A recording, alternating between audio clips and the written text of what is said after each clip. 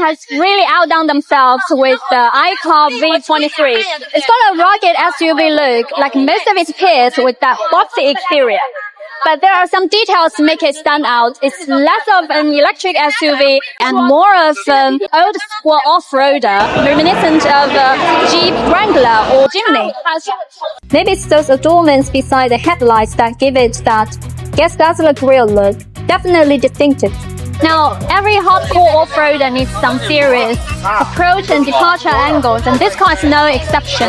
Looks like it's over 30 degrees, so I'm starting to look forward how good it will be off-road. There's even an external storage box at the back for tools and camping gear, and I reckon there will be lots more cool accessories down the line.